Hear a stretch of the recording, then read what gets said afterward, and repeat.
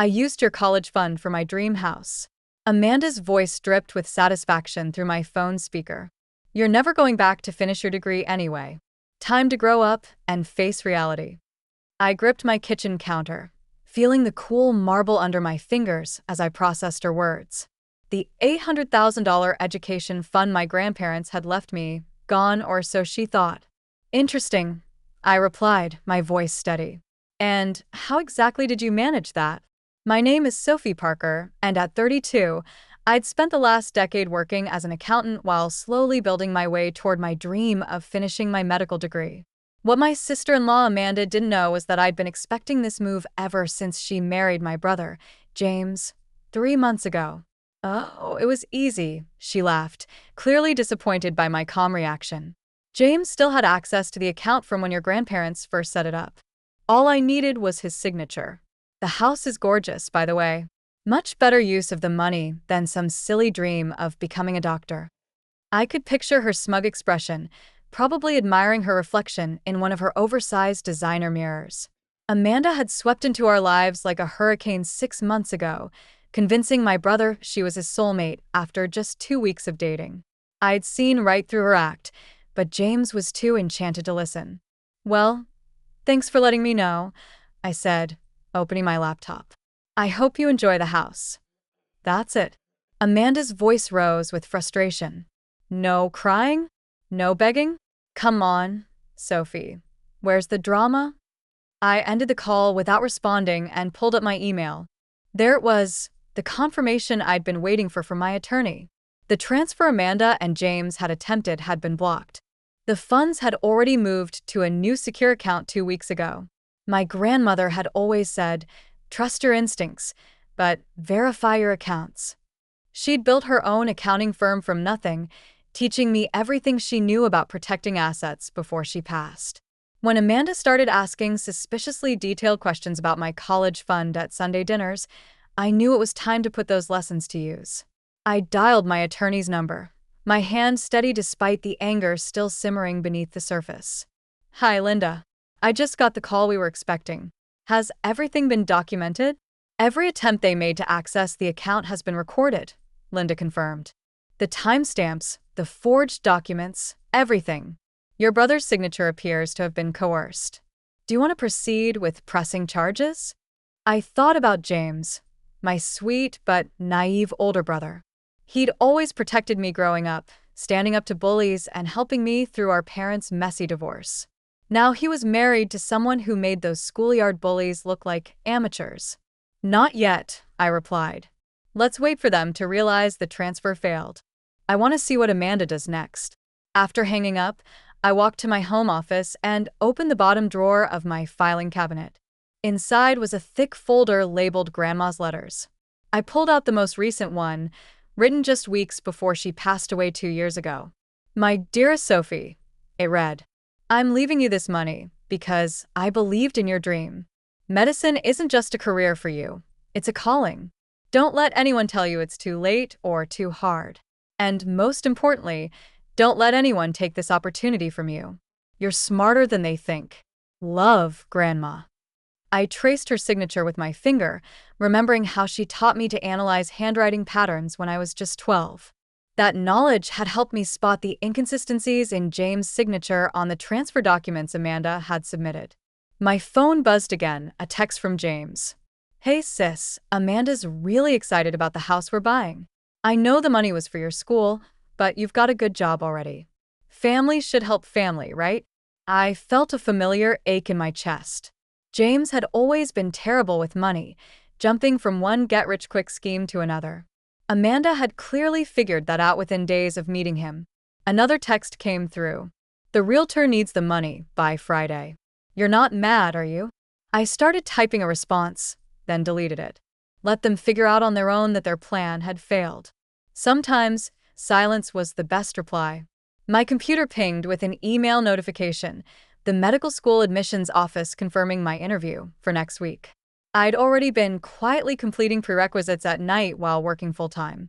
The money from my grandparents wasn't just sitting in an account.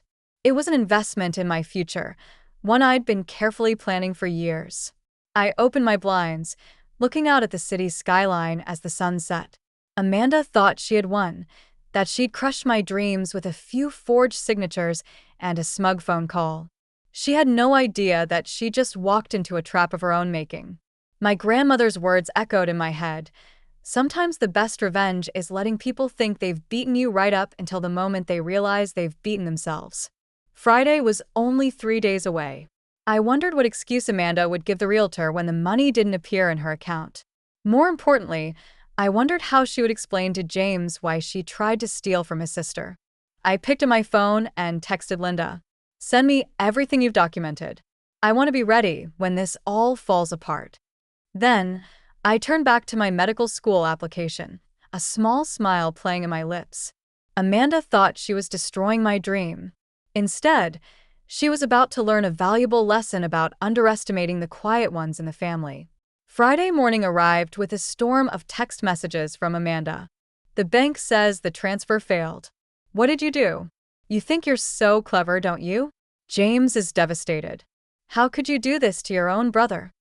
I sipped my coffee, reviewing the documented evidence Linda had sent over. Everything was there. Amanda's multiple attempts to access the account, the forged signatures, even recordings of her calls to the bank where she tried to impersonate me. My phone rang. James. His voice was tight with anxiety. Sophie, we need to talk. Amanda says there's some kind of problem with the transfer. There is, I replied calmly. Would you like to know what really happened, or do you want to keep pretending your wife didn't just try to steal my education fund? Silence on the other end. Then it wasn't stealing. I signed the papers. We're family. Did you actually sign them, James, or did Amanda forge your signature after showing you different documents? More silence.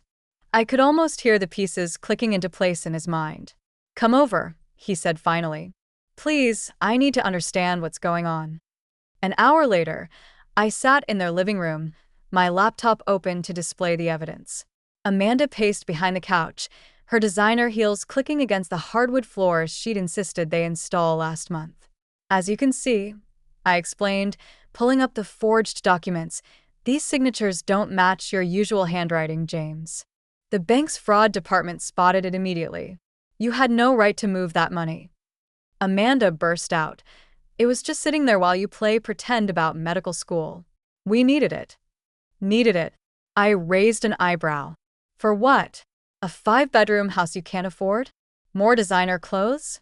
Or was it to cover the gambling debts you've been hiding from James? Her face went pale. James turned to stare at her. What gambling debts? He asked. I pulled up another document, a credit report Linda had obtained during our investigation. Your wife has been busy, James, I said. 3 maxed-out credit cards, 2 personal loans, and regular withdrawals at the Golden Palace Casino. Did you wonder why she was so interested in accessing my college fund? Amanda's composure cracked. You had no right to look into my finances. Actually, I had every right. You tried to steal my money. Did you really think I wouldn't protect myself? That I wouldn't notice when you started asking questions about my account details? James sat heavily on the couch, his face ashen. Amanda, is this true? The gambling? It's not what you think, she stammered. I had a system. I was going to win it all back. The house was going to fix everything. We could have remortgaged it when we needed to.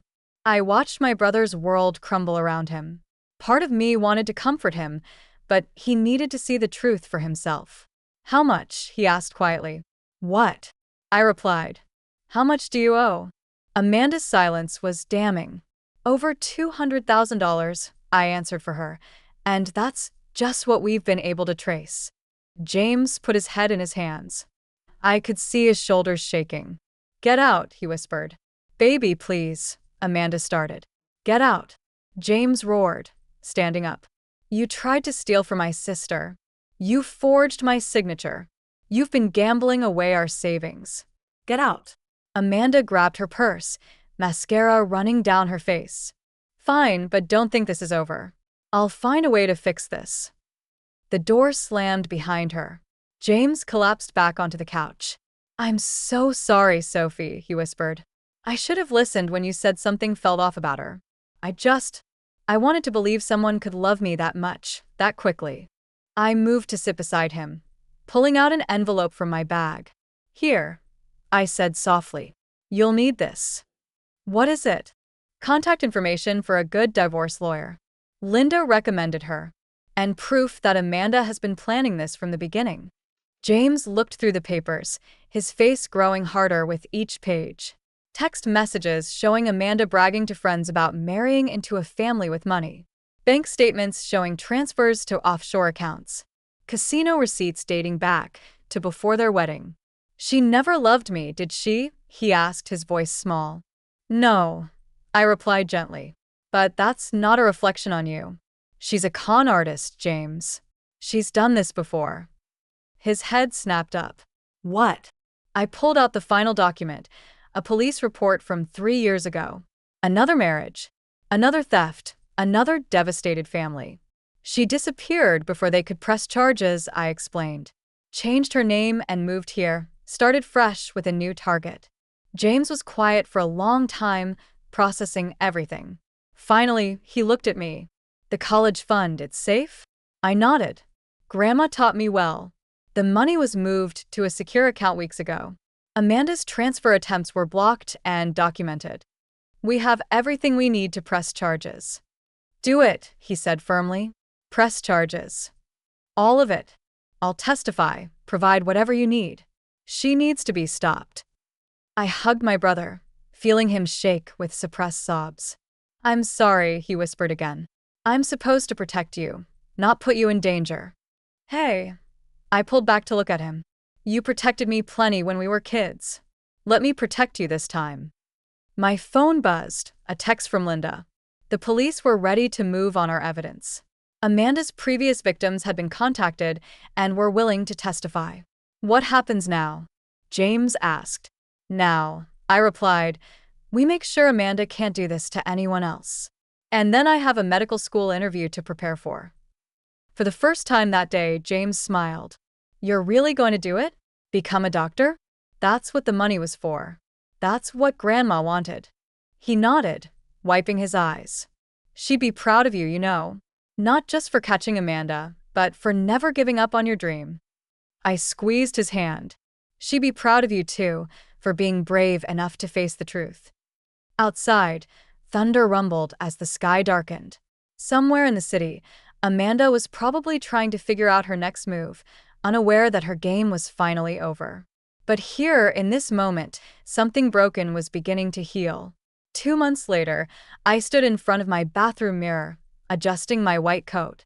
My medical school interview had gone perfectly, just as my preparation with the secured funds had allowed. But today wasn't about my future as a doctor. Today was about justice. Ready? James asked from the doorway.